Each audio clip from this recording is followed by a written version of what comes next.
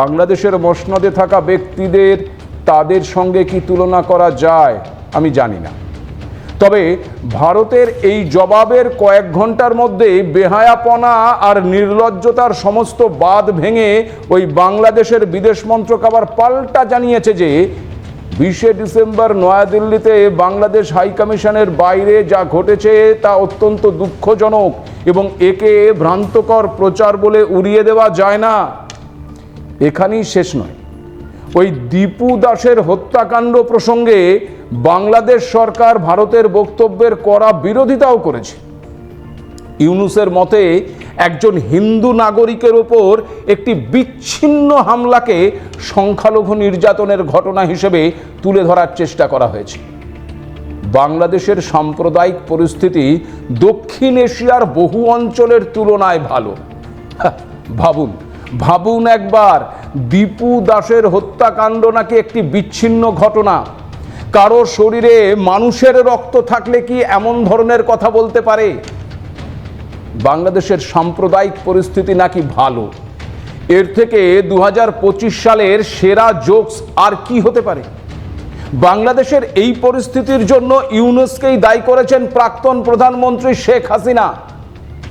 এএনআইকে দেওয়া এক ইমেল সাক্ষাৎকারে হাসিনা পরিষ্কার জানিয়েছেন, ইউনূসের আমলে বাংলাদেশে অরাজকতা বহু গুণে বেড়েছে। সহিংসতা একটি সাধারণ ঘটনায় পরিণত হয়েছে, যা অন্তর্বর্তী সরকার হয় অস্বীকার করছে অথবা তা থামাতে অক্ষম। হাতের পুতুলে পরিণত হয়েছে ওই ইউনূস। আর এই ঘটনার পর মঙ্গলবার ফের একবার ভারতের রাষ্ট্রদূতকে তলব করে বাংলাদেশের বিদেশ মন্ত্রক। মঙ্গলবার সকালেই ভারতের রাষ্ট্রদূত প্রণয় বর্মাকে তলব করেন বাংলাদেশের বিদেশ সচিব আসাদ আলম সিয়াম। স্বাভাবিকভাবেই বাংলাদেশের এই একের পর এক নির্লজ্জ ভূমিকার কারণে এবার ভারত জুড়ে ক্রমেই আরও জোরালো হচ্ছে প্রতিবাদ। মঙ্গলবার রাজধানী দিল্লি এবং কলকাতায় একযোগে দু জায়গায় ক্ষোভে ফেটে পড়েন সাধারণ মানুষ এবং সনাতন ধর্মের প্রতিনিধিরা। দু জায়গাতেই বাংলাদেশের হাই কমিশনের সামনে বিক্ষোভে ফেটে পড়েন সাধারণ মানুষ। বাংলাদেশের জিহাদিদের বিরুদ্ধে ক্ষোভ উগরে দেন তারা। আমরা বাংলাদেশ হাই কমিশন ঘেরাও করব এবং আমাদের বার্তা আমরা দেব, যদি বাংলাদেশে হিন্দু নিধন বন্ধ না হয় তার জন্য আমরা সোচ্চার থাকবো সবসময়। जिस प्रकार से हिंदुओं के साथ वहाँ अनाचार, पापाचार, अत्याचार हो रहा है, चिंताजनक है। भारत सरकार को थोड़ा कड़ा संदेश देना होगा। रोज ऐसे लोग जलते हैं, वो दीपू अकेला नहीं चला है, उस दीपू के साथ साथ मैं भी वो दीपू हो सकती हूँ, आप भी वो दीपू हो सकते हो जो आगे जलाए जाएंगे जब तक हम स्टेप इन नहीं करते।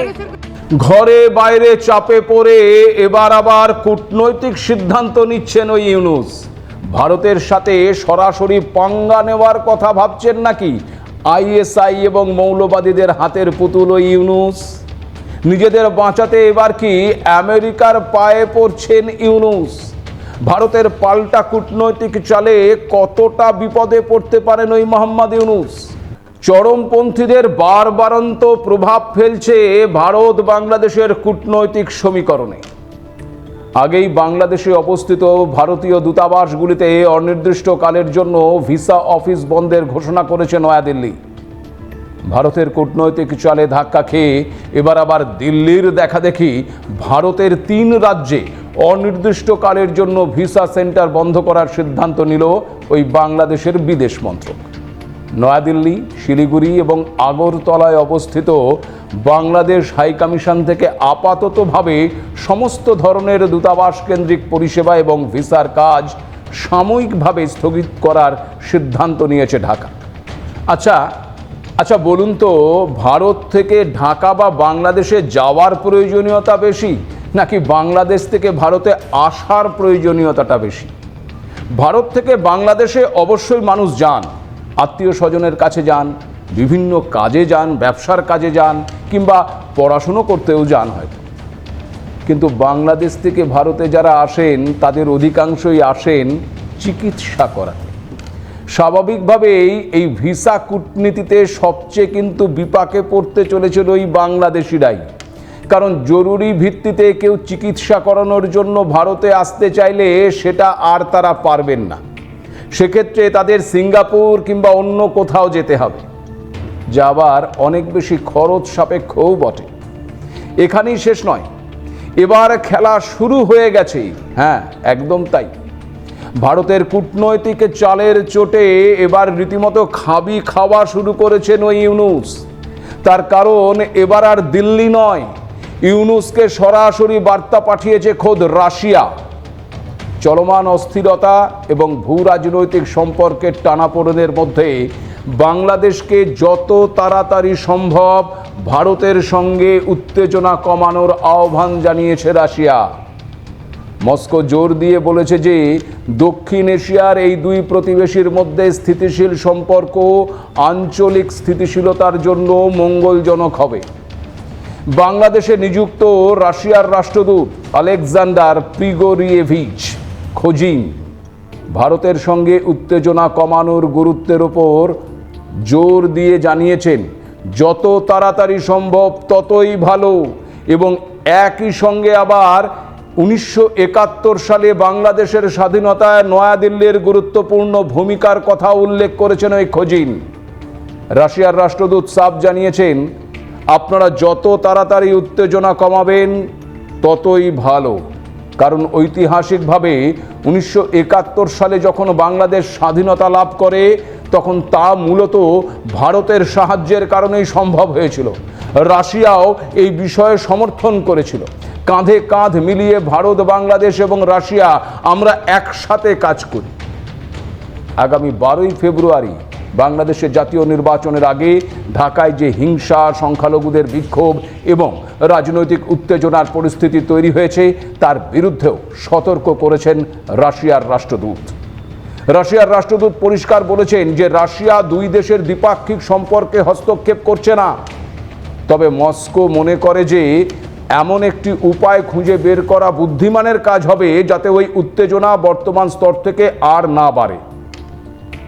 স্বাভাবিকভাবেই রাশিয়ার এই অবস্থানে ইউনূসের এখন হাঁটু কাঁপা শুরু করেছে। ঠিক কি করবেন ভেবে পাচ্ছেন না তিনি। রাশিয়া যা অবস্থান নিয়েছে তা যে সম্পূর্ণ ভারতের পক্ষে তা হাড়ে হাড়ে টের পাচ্ছেন মোহাম্মদ ইউনূস। আর সে কারণে ইউনূস কি করেছেন জানেন? রাশিয়ার মোকাবেলা করার জন্য আমেরিকার দরজার সামনে চাদর পেতে বসে পড়েছেন। কিন্তু বলে না, যখন আপনার সময় খারাপ যায় তখন আপনি যা করবেন তাই কেমন গন্ডগোল হয়ে যাবে। যদি আপনার মনে কোনো পাপ থাকে তবে অস্থির সময়ে নিজেকে বাঁচানোর তাগিদে কোনো সিদ্ধান্তই আপনি সঠিকভাবে নিতে পারবেন না। মোহাম্মদ ইউনূসের পরিস্থিতি কি অনেকটা সেই রকমের? কেন এ কথা বলছি জানেন? ওই যে বললাম, ইউনূস রাশিয়ার ধমক খেয়ে আমেরিকার দ্বারস্থ হয়েছেন। কিন্তু কার দ্বারস্থ হয়েছেন জানেন? ইউনূস আবার দ্বারস্থ হয়েছেন ভারতের মার্কিন রাষ্ট্রদূত সার্জিও গোরের। ভাবুন একবার কি দুরবস্থা ইউনূসের। ভারতের মার্কিন রাষ্ট্রদূতকে ফোন করেছিলেন ওই ইউনূস, আর ফোন করে এক প্রকার কান্নাকাটি করেছেন। ইউনূস বলেছেন ক্ষমতাচ্যুত স্বৈরাচারী শাসনের সমর্থকেরা বাংলাদেশের নির্বাচন প্রক্রিয়া ব্যাহত করতে বিপুল অর্থ ব্যয় করছে। তাদের পলাতক নেতা হিংসা উস্কে দিচ্ছেন। হায় রে, ক্ষমতাবান ইউনূস ক্ষমতাচ্যুত স্বৈরাচারী শাসন বলতে কাকে বোঝালেন? ওই হাসিনাকেই তো। এই মুহূর্তে তো হাসিনা বাংলাদেশে নেই, তারপরেও শেখ হাসিনাকে ভয় পাচ্ছেন মোহাম্মদ ইউনূস।